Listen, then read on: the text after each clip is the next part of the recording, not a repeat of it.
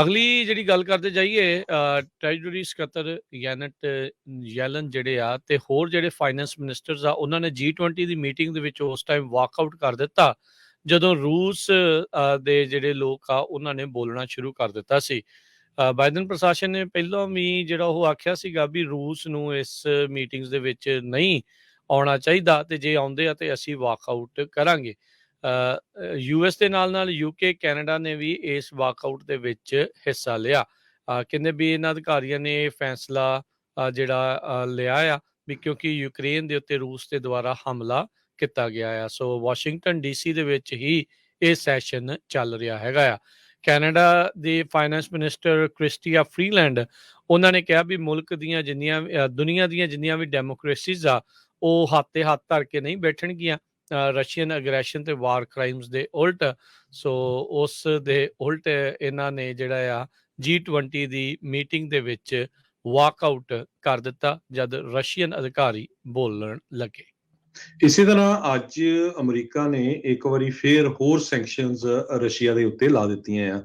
Russia ਦੀ ਇੱਕ commercial bank, ਇੱਕ virtual currency mining company ਤੇ ਹੋਰ ਰਸ਼ੀਆ ਦੇ 40 ਦੇ ਕਰੀਬ ਜਿਹੜੇ ਅਮੀਰ ਓਲੀਗਾਰਚ ਹੈਗੇ ਆ, ਜਿਹੜੇ ਅਮੀਰ ਲੋਕ ਆ, ਉਹਨਾਂ ਦੇ ਉੱਤੇ ਸੈਂਕਸ਼ਨਸ ਲਾਈਆਂ ਹੈਗੀਆਂ ਆ। ਟ੍ਰੇਰੀ ਜਿਹੜੇ ਆ ਉਹ ਕਹਿੰਦੇ ਵੀ ਕਿਸੇ ਨੂੰ ਵੀ ਟਾਰਗੇਟ ਕਰ ਸਕਦਾ ਜਿਹੜਾ ਕੋਈ ਕੋਸ਼ਿਸ਼ ਕਰਦਾ ਆ ਵੀ ਸੈਂਕਸ਼ਨਸ ਨੂੰ ਤੋੜ ਕੇ ਜਾਂ ਉਹਨਾਂ ਨੂੰ ਸਿੱਧੀ ਜਿਹੜੀ ਆ ਡੀਲ ਕਰਦਾ ਤੇ ਉਹਨਾਂ ਦਾ ਅਸਰ ਨਹੀਂ ਹੁੰਦਾ ਹੈਗਾ। ਰਸ਼ੀਅਨ ਅੰਬੈਸੀ ਵਾਸ਼ਿੰਗਟਨ ਨੇ ਹਜੇ ਇਹਦੇ ਬਾਰੇ ਕੋਈ ਰਿਸਪੌਂਸ ਨਹੀਂ ਦਿੱਤਾ, ਪਰ USA ਨੇ ਸਭ ਤੋਂ ਪਹਿਲਾਂ ਜਿਹੜੀਆਂ ਸੈਂਕਸ਼ਨਸ ਆ ਫਰਵਰੀ 24 ਨੂੰ ਲਾਣੀਆਂ ਸ਼ੁਰੂ ਕਰ ਦਿੱਤੀਆਂ ਸੀਆਂ ਜਦੋਂ ਤੋਂ ਹੀ ਰਸ਼ੀਆ ਨੇ ਯੂਕਰੇਨ ਦੇ ਵਿੱਚ ਅਟੈਕ ਕਰਨਾ ਸ਼ੁਰੂ ਕੀਤਾ ਸੀਗਾ। ਸੋ ਅੱਜ ਦੇ ਜਿਹੜੀ ਮੂਵ ਸੀ ਉਹ ਰਸ਼ੀਆ ਦੀ ਜਿਹੜੀ ਵਰਚੁਅਲ ਕਰੰਸੀ ਮਾਈਨਿੰਗ ਇੰਡਸਟਰੀ ਆ ਜਿਹੜੀ ਕਿ ਥਰਡ ਲਾਰਜੈਸਟ ਦੁਨੀਆ ਦੇ ਵਿੱਚ ਹੈਗੀ ਆ, ਉਸ ਦੇ ਉੱਤੇ ਸੈਂਕਸ਼ਨਸ ਲਾਈਆਂ ਗਈਆਂ ਹੈਗੀਆਂ ਜੀ। ਉਧਰ ਰੂਸ ਦੇ ਪੁਤਿਨ ਨੇ ਰੂਸੀ ਸਟਾਕਸ ਨੂੰ ਦੁਨੀਆ ਦੇ ਹੋਰ ਸਟਾਕ ਐਕਸਚੇਂਜ ਚੋਂ ਕੱਢਣ ਦੇ ਲਈ ਉਸ ਦੇ ਵਿੱਚੋਂ ਬਾਹਰ ਕੱਢਣ ਦੀ ਜਿਹੜੀ ਉਹ ਗੱਲ ਆਖੀ ਆ। ਕਹਿੰਦੇ ਉਸ ਦੇ ਕਰਕੇ ਬਹੁਤ ਸਾਰੇ ਜਿਹੜੇ ਰੂਸੀ ਖਾਸ ਕਰਕੇ ਓਲੀਗਾਰਕਸ ਆ ਜਾਂ ਬਿਜ਼ਨਸਮੈਨ ਆ, ਬਿਜ਼ਨਸ ਪਰਸਨ ਆ, ਉਹਨਾਂ ਨੂੰ ਨੁਕਸਾਨ ਜਿਹੜਾ ਉਹ ਹੋ ਸਕਦਾ ਆ।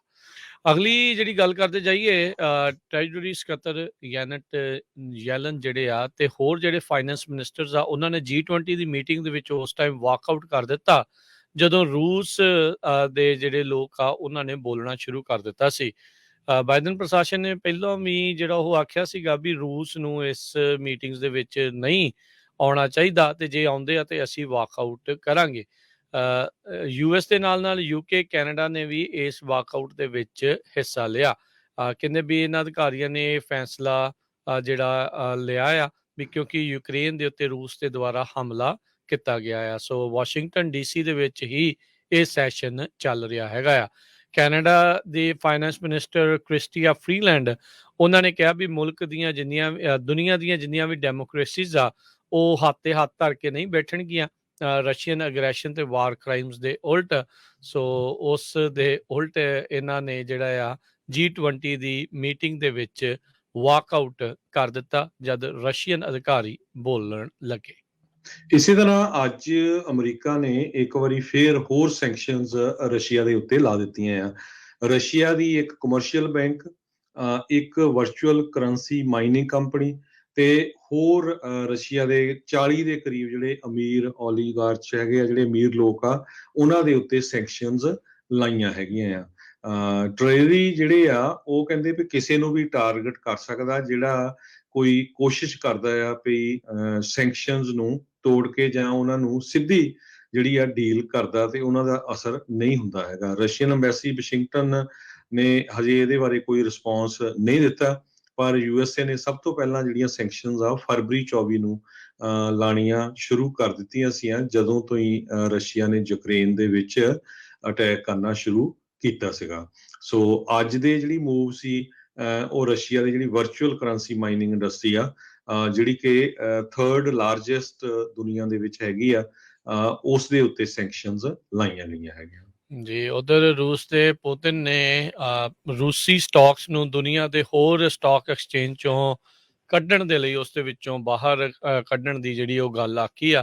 ਕਹਿੰਦੇ ਉਸ ਦੇ ਕਰਕੇ ਬਹੁਤ ਸਾਰੇ ਜਿਹੜੇ ਰੂਸੀ ਖਾਸ ਕਰਕੇ ਓਲੀਗਾਰਕਸ ਆ ਜਾਂ ਬਿਜ਼ਨਸਮੈਨ ਆ, ਬਿਜ਼ਨਸ ਪਰਸਨ ਆ, ਉਹਨਾਂ ਨੂੰ ਨੁਕਸਾਨ ਜਿਹੜਾ ਉਹ ਹੋ ਸਕਦਾ ਆ।